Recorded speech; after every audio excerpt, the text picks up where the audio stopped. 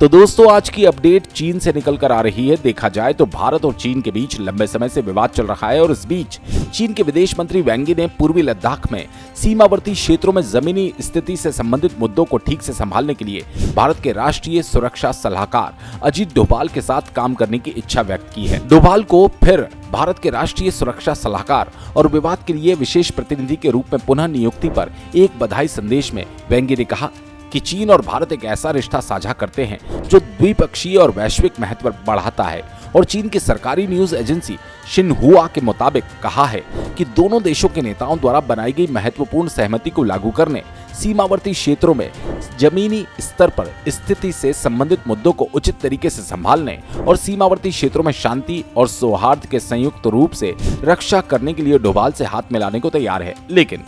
दोस्तों इंटरेस्टिंग बात तो ये है कि एक बार फिर चीनी विदेश मंत्री की तरफ से इस तरह के बयान दिए जा रहे हैं, तो वहीं दूसरी तरफ चीन के ही विदेश मंत्रालय की तरफ से भारत को एक बड़ी धमकी दी गई। दरअसल चीन की फॉरेन मिनिस्ट्री की तरफ से ये बयान सामने आया कि भारत कोई भी कंस्ट्रक्शन अरुणाचल प्रदेश में नहीं कर सकता। इसके साथ ही बॉर्डर एरिया के पास भारत किसी भी तरह से सड़क या फिर कोई भी फैसिलिटी बनाने की कोशिश न करे, ये चीन के विदेश मंत्रालय की तरफ से कहा गया। दरअसल जब से ही भाजपा सरकार सत्ता में आई तब से उन्होंने लगातार बॉर्डर एरिया पर तेजी से काम किया और यही एक मुख्य कारण है जिस वजह से चीन काफी ज्यादा बौखलाया हुआ है। इतना ही नहीं, जहां कांग्रेस सरकार में कोई भी डेवलपमेंट वगैरह अरुणाचल प्रदेश में नहीं किए गए थे, साथ ही भारतीय प्रधानमंत्री अरुणाचल प्रदेश यानी अपने राज्य में जाने से ही कतराते थे, वहीं अब भारत अरुणाचल प्रदेश में लगातार डेवलपमेंट कार्य तेजी से कर रहा है।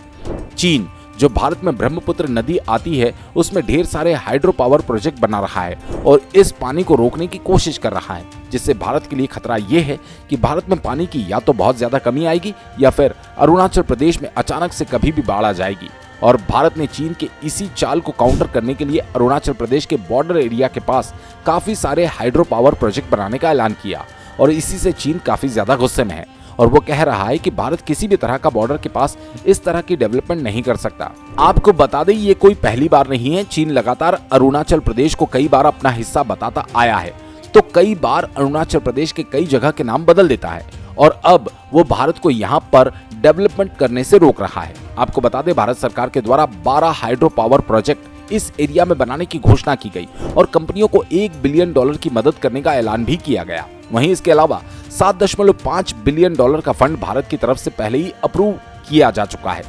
भारत सरकार के लिए सबसे बड़ा एडवांटेज ये है कि अरुणाचल प्रदेश में बीजेपी और केंद्र में भी बीजेपी सरकार है, जिस वजह से यहाँ पर तेजी से डेवलपमेंट कर सकते हैं और इन्हीं सब कारणों की वजह से अब चीनी फॉरेन मिनिस्ट्री की तरफ से इस तरह का बयान सामने आया। अब दोस्तों जिस तरह से अरुणाचल प्रदेश का मुद्दा लगातार चीन उठा रहा है, अब समय आ गया है कि भारत को फ्रंट फुट पर खेलते हुए ताइवान और तिब्बत का मुद्दा उठाना चाहिए। पीछे ऐसी खबर आई थी कि भारत तिब्बत के कुछ जगह के नाम बदलेगा, लेकिन अभी तक ऐसा नहीं किया गया। साफ है जिस भाषा में चीन समझता है, भारत को उसी भाषा में चीन को जवाब देने का समय आ चुका है और अपने रिलेशन तिब्बत और ताइवान के साथ स्थापित करने की हमें जरूरत है, क्योंकि पीएम मोदी को भारत के लोगों ने तीसरी बार प्रधानमंत्री बनाया और अब हम यही उम्मीद करते हैं कि भारत चीन को उसी की भाषा में जवाब दे। आपके हिसाब से क्या भारत को कड़े स्टेप चीन के खिलाफ उठाने चाहिए और तिब्बत और ताइवान का मुद्दा उठाना चाहिए या फिर नहीं? अपनी राय कमेंट बॉक्स में जरूर बताएं और हाँ, वीडियो अच्छा लगे तो लाइक और चैनल को सब्सक्राइब जरूर करें। धन्यवाद। जय हिंद, जय भारत।